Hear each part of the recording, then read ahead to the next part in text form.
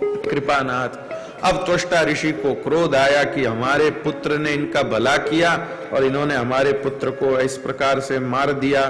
तो उन्होंने कृपानाथ एक राक्षस को प्रकट किया यज्ञ से, जो देवताओं को मारने के लिए निकला। कृपानाथ, देवता सब घबरा गए कि ये तो हम सबको नष्ट ही कर देगा। तब दधीची मुनि की अस्थियों से वज्र बनाकर उनको मारने के लिए आए। जब इंद्र वो वज्र लेकर के मारने को आया, तब महाराज उस असुर ने, कहने को वो असुर थे लेकिन वो असुर नहीं थे। कृपानाथ, भागवतकार तो उनको वैसे तो वृत्तासुर कहते हैं, लेकिन भागवतकार तो वृत्त महाराज कहते हैं कि नहीं, उनको असुर कैसे कह दें? क्यों? जिनकी मरण काल में ऐसी सुंदर बुद्धि हो गई। इंद्र मारने को आया, उसने जैसे ही वो उठाई मारने के लिए, वो वज्र को उठाया, उन्होंने जोर से घूसा मारा, हाथ से वज्र छूटकर नीचे गिर गया। अब अवसर इतना गजब का था कि चाहते तो वृत्तासुर महाराज उसी समय इंद्र को समाप्त कर देते, लेकिन उन्होंने इंद्र से कहा कि तू वज्र को उठा। और इंद्र जैसे ही वज्र को उठाने को झुका, वृत्तासुर महाराज नेत्र बंद करके ध्यानस्थ हो गए। इंद्र वज्र लेकर सामने खड़ा, उसके पास भी मौका मारने का, लेकिन वो भी नहीं मार रहा, वो भी ठहर गया। वृत्तासुर ने नेत्र खोले और कहा, तुम मार क्यों नहीं रहे हो? इंद्र ने कहा, कैसे मारूं? मेरे को एक संशय हो रहा है। क्या संशय हो रहा है? युद्ध के मैदान में कोई राक्षस नेत्र बंद करके ध्यानस्थ नहीं हो सकता। तुम कौन हो, मुझे बता। वृत्तासुर ने कहा, मैं हूं जो हूं, तू तो मार, मुझे मारने के लिए आया, मारता क्यों नहीं है? बोले नहीं, कहीं फिर से मुझसे भूल ना हो जाए। आप कौन है? वृत्त महाराज ने कहा, मैं हूं जो हूं, तू मुझे मार। नहीं, मैं तुमको मारूंगा नहीं, तुम इतना क्यों मरने को उतारू हो? तो वृत्त महाराज ने कहा, इस समय मेरी मति जिन विचारों में है, उन विचारों के साथ मरना बड़ी उपलब्धि, इसलिए मैं मरना चाहता हूं। क्या सोच रहे हैं वृत्त महाराज? सुनिएगा। कृपानाथ आचार्य चरण, श्री महाप्रभु वल्लभाचार्य चरण वृत्त महाराज के इन 4 श्लोकों को वैष्णवों के चतुर्थ पुरुषार्थ बताते हैं। ये वैष्णवों के 4 पुरुषार्थ यही हैं। कौन कौन से हैं? सुनिएगा। पहला श्लोक, अहं हरे तव पादेक मूल, दासानुदासो भवितास्मि भूय, मनस्मरेता सुपतिर्गुणांस्ते, गणित वाक कर्म करो तुकाय। वैष्णव का धर्म क्या है? श्री महाप्रभु जी आज्ञा करते हैं। वृत्त महाराज कह रहे हैं, हे प्रभु, आप मेरे पे ऐसी कृपा करिए कि जो वैष्णव आपके चरण कमलों पर अनन्याश्रित हैं, जिनके लिए सिर्फ आपके चरण कमल ही एकमात्र आधार है, वही आधार है, वही सब कुछ है, सब कुछ वही है, आपके चरण कमल ही। ऐसे आपके चरण कमलों पर आश्रित जो वैष्णव जन हैं, भक्त जन हैं, उन भक्त जनों की सेवा करने का अवसर मुझे हर जन्म में प्राप्त हो। कहने का अभिप्राय, वैष्णवों की सेवा ही वैष्णव का धर्म है। वैष्णवों की सेवा ही वैष्णव का धर्म है। अहम हरे तव पादेक मूलम, दासानुदासो भवितास्मि भूय। आपके दासों का दास बनूं, बस आपके दासों का दास बनूं, ये मेरी इच्छा है। हे भगवान, मेरा मन आपके मंगलमय गुणों को गाए। ये धन है, ध्यान देना। हम अपनी वाणी से भगवान का गुणगान गा पा रहे हैं, ये अपना धन है भाई। आप बैठकर ठाकुर जी का कीर्तन गाते हो, ये अपना धन है, यही अपनी प्रॉपर्टी है, यही अपनी संपत्ति है। बाकी नोट तो कभी बंद हो जाएंगे। कितने लोगों के पास धन था, रुपए थे। अभी कुछ साल पहले प्रधानमंत्री जी बोले कि भाई किसी के काम नहीं आएंगे, सब अब व्यर्थ है। कितने लोगों के जी उठ गए, ए भाई इतना इकट्ठा किया हुआ अब क्या करे, तो कहे सब बेकार हो गए, सब बेकार। लोग अफरा तफरी मच गई, लोग इधर उधर घूम रहे, भाई हमें कहीं करायाणो कहीं करावे, अब इसका क्या करें। तो ध्यान दीजिए, यह धन तो सब व्यर्थ जाने वाला है, लेकिन जो भगवान का नाम गुण संकीर्तन है, ये असली धन है भाई। मेरी वाणी आपके गुणों का गान करे और शरीर आपकी सेवा में संलग्न रहे, ये वैष्णव का धर्म है। अब वैष्णव का अर्थ क्या है? वैष्णव का अर्थ क्या है? संपत्ति क्या है वैष्णव की? न नाक पृष्ठम न च पारमेष्ट्यम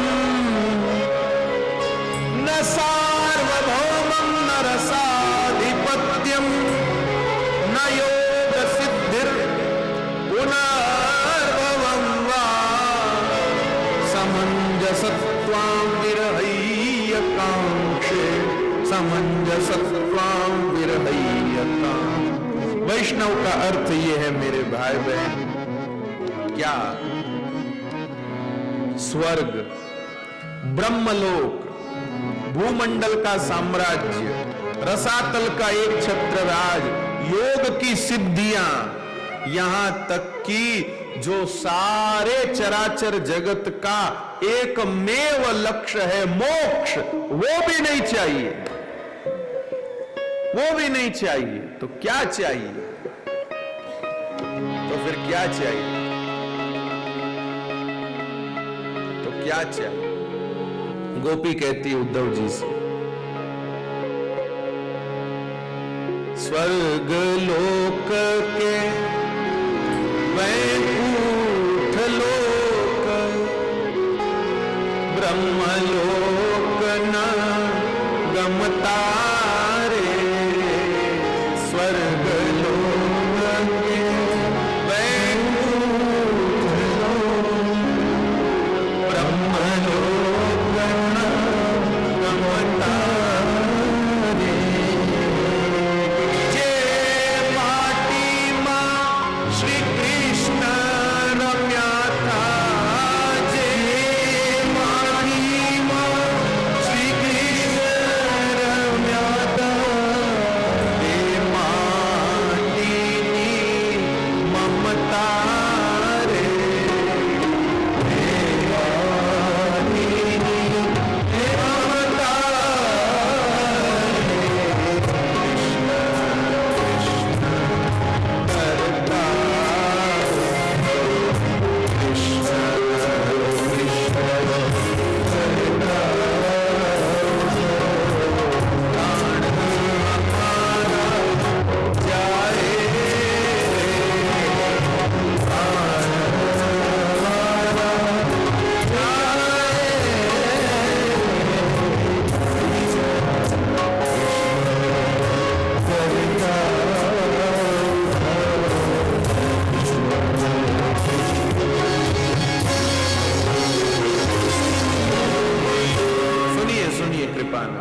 सुनिए।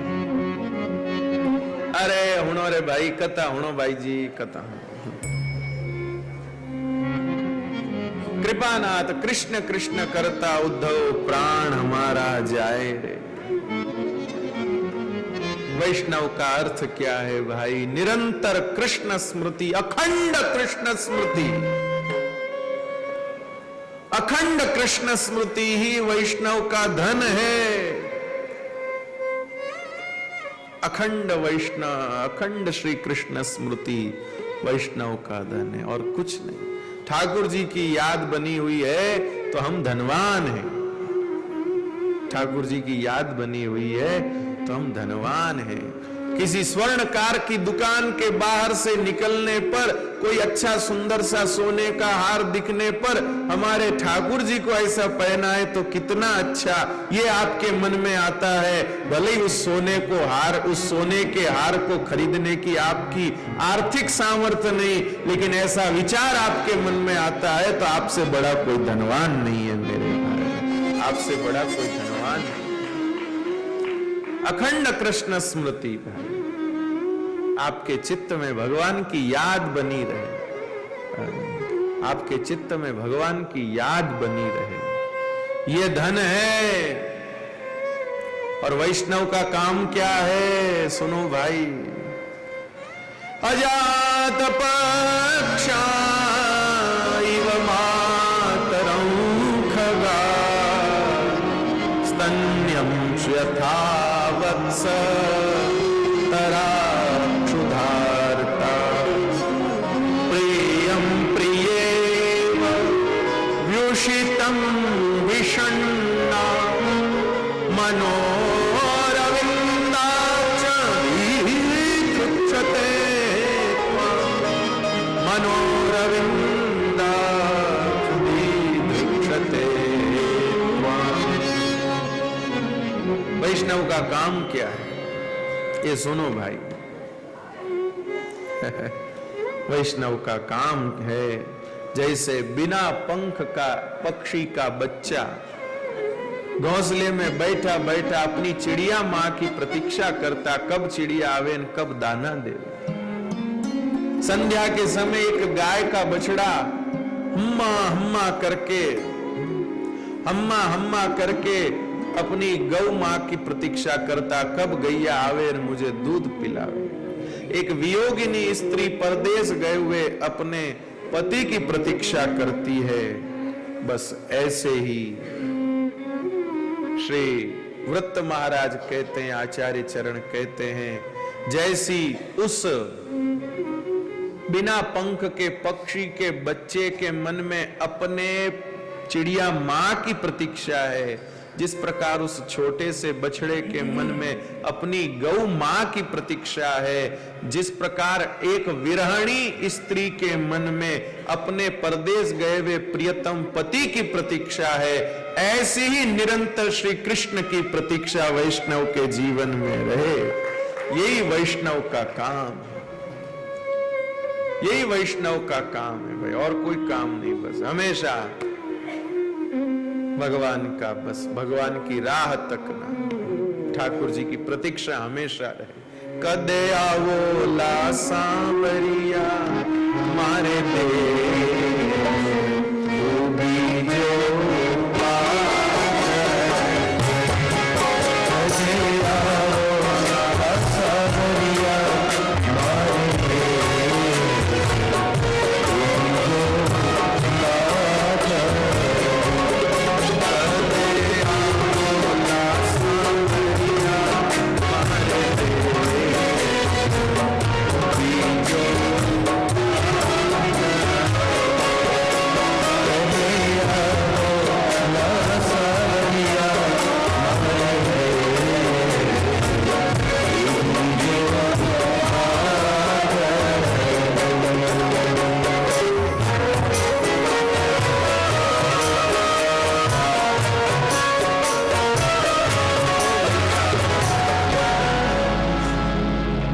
वैष्णव का काम है।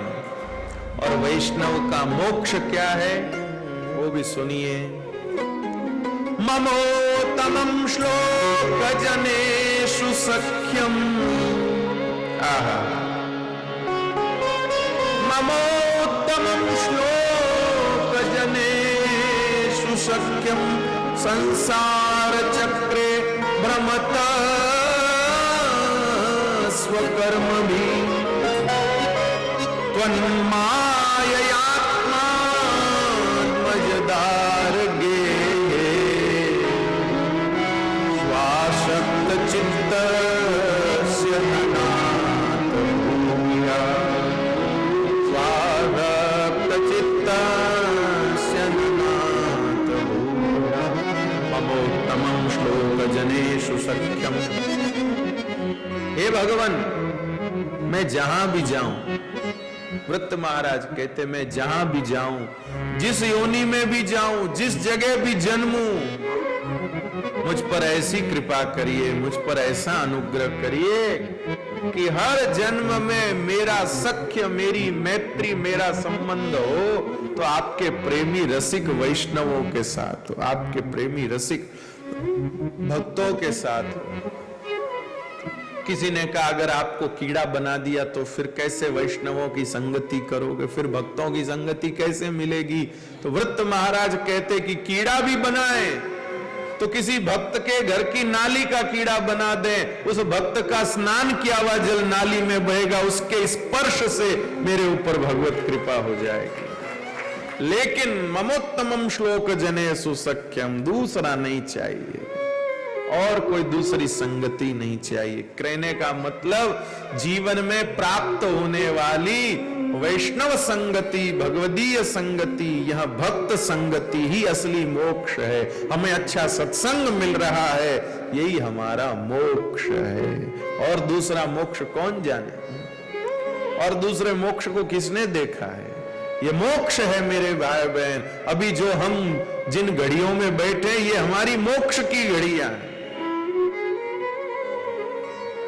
एक वो गजल है ना, उस गजल की पंक्ति है, वक्त की कैद में जिंदगी है मगर चंद घड़ियां यही हैं जो आजाद है।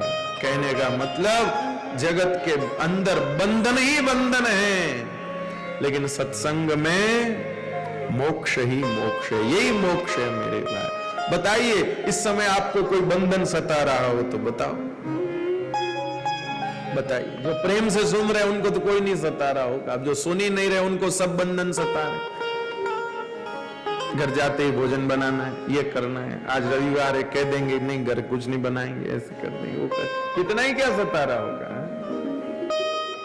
लेकिन जिनका मन भगवान में लगा उनको कोई बंधन ही नहीं लग रहा। ऐसा लग रहा है जैसे हम तो एकदम मुक्त हैं, हमारे ऊपर कोई भार नहीं, हमारे ऊपर कोई बोझ नहीं।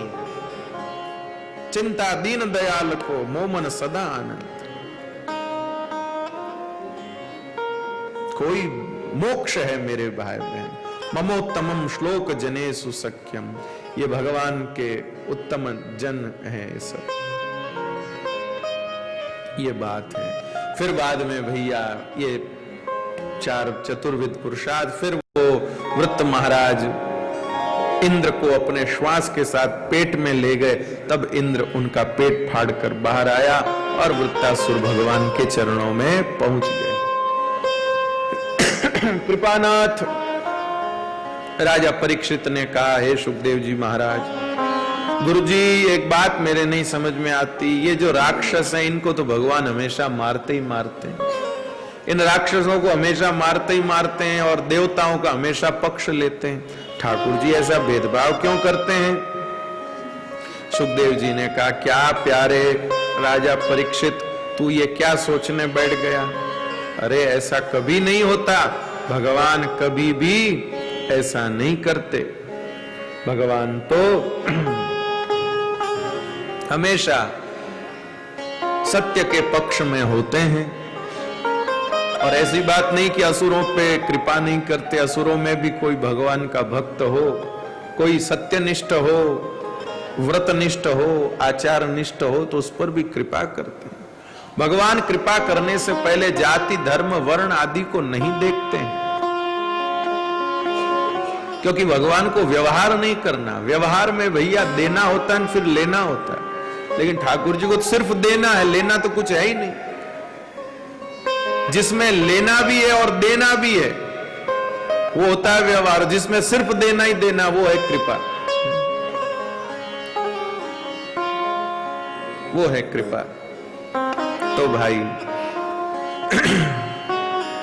सुनिए, भगवान ने ऐसे एक असुर जाति के भी प्राणी पर कृपा करी, वो है श्री प्रहलाद जी महाराज। आहा, पूर्व में राजन तुमने सुना हिरण्याक्ष, उसका भाई था हिरण्यकशिपु।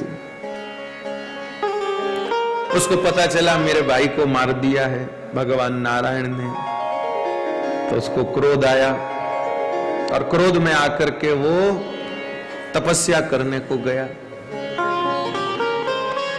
बड़ी भारी तपस्या करी, इतनी भारी तपस्या करी उसके शरीर पर मिट्टी जम गई,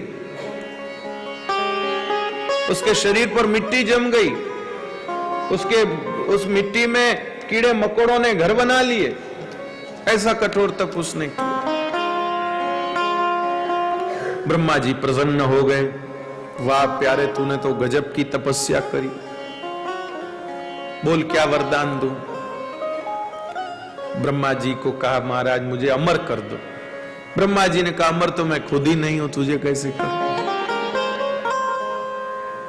तो हिरण्यकश्यपु ने कहा अच्छा अगर अमर नहीं कर सकते तो ऐसा वरदान दो, आपने जिस जिस को भी बनाया है उसके हाथों से तो मेरी कभी मृत्यु नहीं। वाह। और महाराज नर नारी स्त्री पशु इनसे भी मेरी मृत्यु नहीं हो। धरती पर भी न मरूं, आकाश में भी न मरूं, घर में भी न मरूं, बाहर भी न मरूं, सुबह भी न मरूं, शाम में भी न मरूं, अस्त्र से भी न मरूं, शस्त्र से भी न मरूं। ब्रह्मा जी ने कहा वाह भाई वाह, घुमा फिरा के वरदान तो तूने लगभग वैसा ही मांग लिया, लेकिन कोई बात नहीं, तूने तपस्या बहुत गजब की करी है, सोच जा। वरदान दिया। वरदान पाते ही हिरण्यकश्यपु हो गया उत्पाती। ब्राह्मणों के यज्ञ नष्ट कर दिए, मंदिरों को तोड़ दिया, सब लोगों को कह दिया कि जिसको मेरे राज्य में रहना है उसको मेरा कीर्तन करना पड़ेगा। श्री कृष्ण गोविंद हरे मुरारी नहीं चलेगा, जय हिरण्यकश्यपु महाराज, जय हिरण्यकश्यपु महाराज, ऐसा कीर्तन करना पड़ेगा, यही करना पड़ेगा तो फिर रह सकते हो, नहीं तो मार पीट के निकाल दिए जाओ। मंदिर तोड़ दिए, यज्ञ नष्ट कर दिए, सबको डरा धमका के ऐसे कर दिया, क्या बताऊं। और ऐसी स्थिति में कृपानाथ, ऐसी स्थिति में हिरण्यकश्यपु के घर भगवान के परम भक्त श्री प्रहलाद जी महाराज का प्राकट्य हुआ। कई बार आश्चर्य होता है, ऐसे ऐसों के घर ऐसे ऐसे कैसे आ जाते लेकिन ध्यान दीजिए, कई बार अज्ञानता में भी, अनजान में भी ऐसा कोई श्रेष्ठ संग घटित हो जाता है जिसका ऐसा सुंदर परिणाम आता है, जिसका ऐसा सुंदर परिणाम आता है। कृपानाथ, ऐसा वर्णन आता है कि जब हिरण्यकश्यपु तपस्या करने को गया तो पीछे से इंद्र जो है वो प्रहलाद जी की माता जी को पकड़ के ले गया कि इसके पेट में एक और हिरण्यकश्यपु बैठा है, इसने तो नाक में दम कर ही रखा, ये जन्मेगा तो और बाप बेटे मिलके हमारा पूरा वो कर देंगे, हालत खराब, तो इसको गर्भ में ही मार दो। तो वो मारने को ले जा रहे, तब तो रास्ते में नारद जी मिल गए। नारद जी ने कहा अरे क्या कर रहा है, इसके गर्भ में जो है उसी के नाते से तुम लोग बचोगे, छोड़ो। अब गर्भवती में कयाधु ने कहा हे नारद जी महाराज, आप मेरे पिता तुल्य हैं, आप मेरे पिता तुल्य हैं, मेरे पति घर पर नहीं है, ऐसे में घर पर मेरा कोई संरक्षण नहीं होगा, आप मेरे पिता तुल्य हैं। वैसे तो गर्भावस्था के काल में स्त्री को पति के घर ही रहना चाहिए, हालांकि अपने यहां तो भैया जैसे ही कन्या गर्भवती होती है बाप के घर भेज देते, जाओ पिताजी के घर मुहूर्त निकाल के और वो वहां भेज देते। फिर जब बच्चा जन्मता तो लोग कहते मामा माते गयो, नाना माते गयो, माते उस पे ही जाएंगे, वहां रहे तो उसी पे जाएंगे। संतान उत्पत्ति जो है वो पति के घर में होना चाहिए, संतान का जन्म जो है वो पति के घर में होना चाहिए, तभी तो पिता की जन्मभूमि उसकी जन्मभूमि एक होगी। लेकिन पता नहीं माताएं क्यों भेजे, शायद कोई झंझट से बचने के लिए, भाई कौन संभाले, कौन करे, कौन ध्यान दे, उसकी माँ अपने आप देखेगी, शायद इसलिए भेज देते होंगे, पता नहीं। बाकी पति के घर में संतान का जन्म होना उत्तम पक्ष है। श्री जानकी जी